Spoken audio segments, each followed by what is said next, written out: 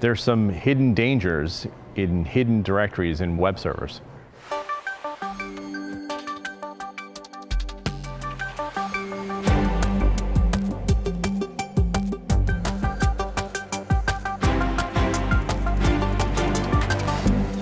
Hey Manny, I hear you're looking into some activity where some bad actors are using other people's websites to store malware or something like that? Yeah, so this is kind of a quick story. I came across it and it seemed interesting to me. I hadn't seen anything kind of like this before.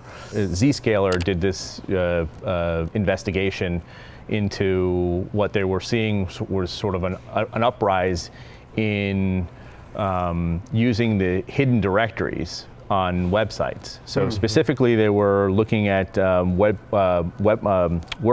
and Joomla websites, and what they're seeing here is, and so to just kind of take a step back here, when you're a site owner and you're going to to offer up SSL, your steps in order to do that is to work with obviously a certificate authority, and there's a process that they use. And these processes use this protocol, this ACME protocol, and it's used by a lot of authorities like Let's Encrypt, DigiCert, and what they do is you as a website owner have to prove ownership, right? I mean, that's established, hey, I'm the owner of this. Just to be fair, back in the day, they used to call me on the phone. VeriSign would call and say, hey, do you really own this website? And I'd say, yes. Now there's too many of them. Exactly. and there's, yeah, and they don't know you. They don't know your phone number. Right. Right. So they've improved the process since then, and this process is now, involves a little bit more, sort of a vetting process. And the vetting process is in essence, these companies now use these hidden directories. Most folks that peruse the internet today are probably oblivious that these things even exist. And so what they do is they hand you this token, and so the certificate authority hands you this token and says, hey, put this token in this directory, this hidden directory on your website. And once you put it there, the authority goes and does its check and says, is that there? And they say, yeah, it's there. And they say, okay, John, yes, right. you've That's proven how you prove that you own or whatever. You own the website, right? So, or you have control of it. At least, right, exactly. So now what they're seeing is the bad actors, when they compromise these WordPress and Joomla websites, they're able to now install some of their malware in these hidden directories, right? So it's interesting that they're hiding malware files in there for delivery, because maybe people would be less likely to look in those places as a suspected location for malware to be hidden. So you now have these bad actors that are compromising these websites, installing their malware in these hidden directories, and basically running them off of these directories. The admins...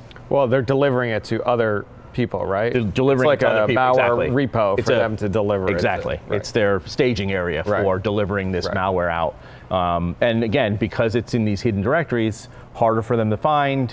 I'm not even sure, if you're doing, sort of sweeps of looking for suspiciousness, you're going to come across this stuff. I don't know how antivirus handles looking for this stuff, but clearly them being in these hidden directories is a problem. There are a lot of activities scanning the internet for things that don't belong there.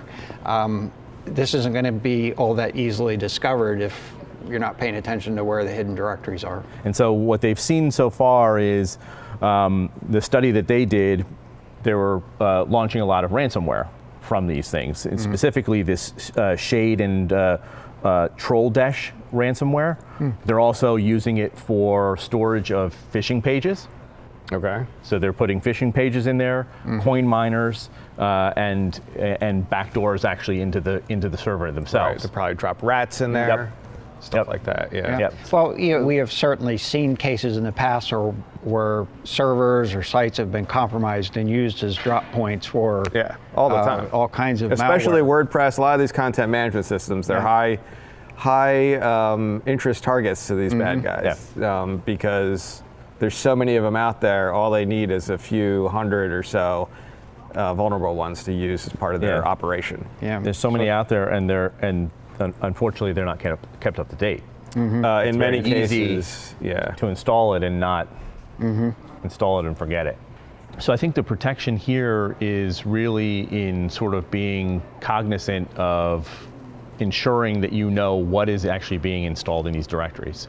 For much of the life cycle of a website, those directories aren't touched. So really having any kind of telemetry to let you know if something's changed within that directory is probably a really good thing to have.